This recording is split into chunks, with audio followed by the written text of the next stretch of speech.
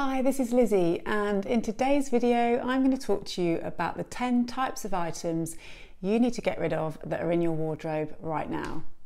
So the first one is anything that is uncomfortable.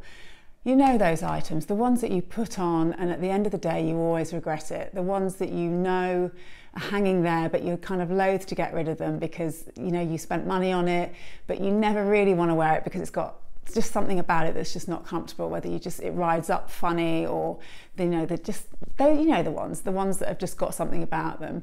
You know, some things have got something like a label that's itchy that you just need to get around to cutting it out and just, you know, starting again. But some things are just, they're never going to work. So that's one category to get rid of. Now there's one exception in there, and that is if you've got anything, you know, let's be honest, as a woman sometimes there's some clothes that you really love and they're not comfortable but you suck it up. So you might be somebody who loves wearing super high heels and you know they're not the most comfortable thing in the world, but you kind of suffer when you wear them but you still enjoy wearing them. That's the only exception to that. So you might have a dress that, you know, it's not the most comfortable thing in the world, but when you wear it, you know it looks great. And so when you've got a party, you kind of, again, you suck it up if it's a little bit restrictive. But you know that when you get home and you unzip it, you're just like, oh, thank God for that. But you know, you survive it and you can keep that one. But anything that's uncomfortable that you just always regret wearing, just let go of it, just get rid of it. The second thing is just things that are really dated. I know it's quite hard for people sometimes to even know what dated is. They don't notice. A lot of people don't notice if their clothes are dated. As a general rule of thumb, clothes tend to have a cycle at around 5 years where, you know, you can tell from, say, collars look a bit different.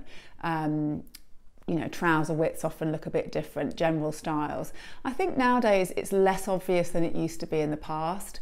And, you know, often it's the things that it's over sort of 10 years that you can really tell.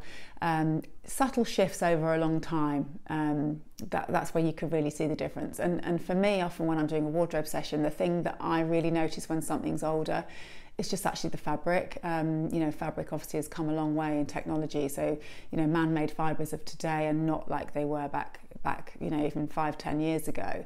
So, you know, by feeling a fabric, sometimes you can just think, oh gosh, that's a bit old. But, you know, it takes a little bit of perspective to see if something's dated.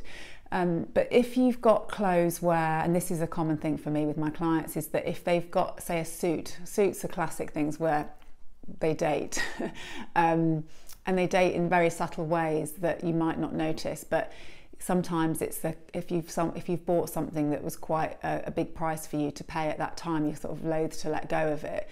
But it's subtle things that make it look dated. And if you're in the workplace and you want to look, you know, forward thinking and go-getting, you don't want to have a dated look. It will definitely hold you back. So really think about how if your clothes are dating you.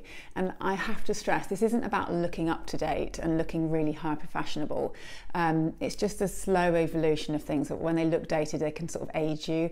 And if you're kind of someone in your sort of 30s and 40s, 40s into 50s particularly, you know, just the clothes you wear can really add years on. And not that there's anything wrong with being older, but you know, if you kind of want to look a bit vital and a bit youthful, definitely clothes can obviously have a big part in that. The next category is unworn items. Just let go of them. If you've got clothes that you've bought for a fantasy life that you don't lead, you know, we've all done it. You buy something, you know, hoping for the day when you're invited to a certain sort of party.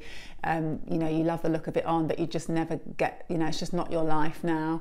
You might be holding on to clothes where, yeah, just, you know, you've bought them and you just don't have that life. They're the things to just start to let go of. You know, you might have actually got unworn clothes because you're just not wearing them now, but they were from a life that you did used to lead.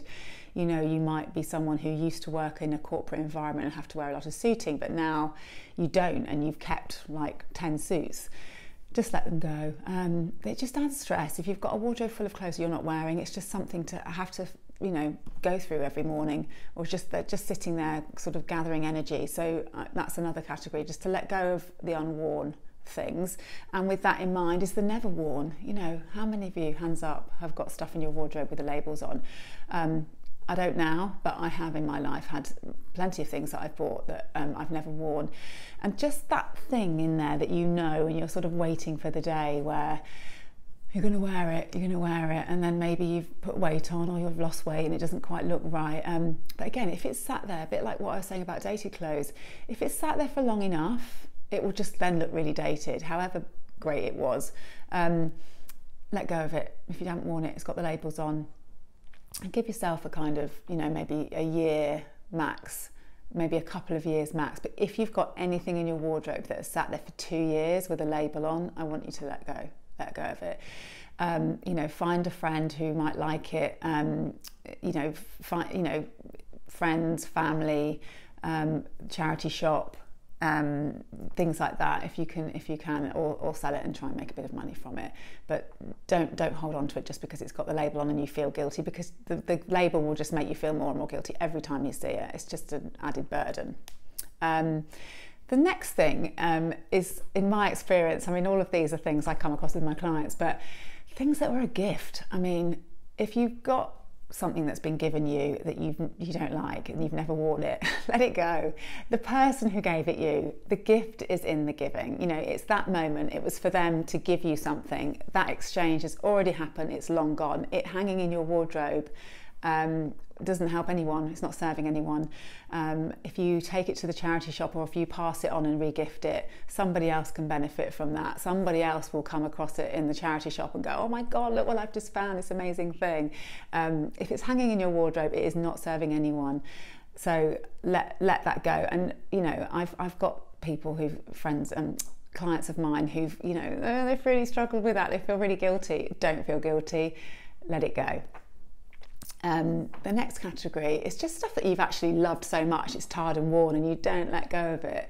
I know this is a really common reason for hanging on to things that you don't wear, and I know this one as well. Have you ever, you know, you've bought the replacement, but the replacement's not quite as good, so you sort of still got that thing hanging there that's got holes in it and it's gone a bit bobbly and it's a bit out of shape, but you've got the thing you replaced it with, but you still prefer the old version.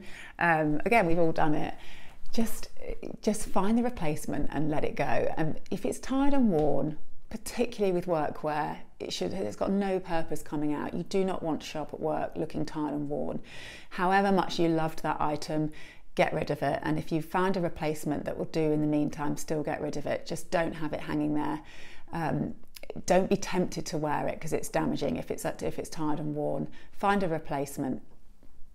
The next thing is, if you are wearing clothes that are of low quality and you're in a position at work where you're senior and you want to set a really good impression, just please let go of those low quality items. Again, a lot of the time people, I find, buy low quality when they're not confident in their purchases and they're not sure. So if that's you and you keep buying things that are of low quality because you're kind of scared to waste more money, you know, if you're too scared to buy some trousers at a higher price point because you don't know if they're quite right, so you just keep buying a cheaper brand, just get some help, to someone to help you to invest that money better. It's a false economy buying cheap clothes. The impression that you give will not be good. Now, when I say cheap, there's some brilliant quality on the high street. There's some brilliant quality in things if you look for it. But I mean, I'm talking about stuff that really looks low quality. You know, you do not want to show up looking low quality because, you know, our image is our packaging, and as we all know, packaging is how people perceive the value that's inside. We all do that with the goods and brands that we buy, and that's how people are judging you. So if you've got, you know, low quality items on, people are going to think that you're low quality. So please don't give that impression of yourself. You deserve so much more. The next thing is to let go of is anything that's just being held there for sentimental reasons. And again, it's something I come across all the time.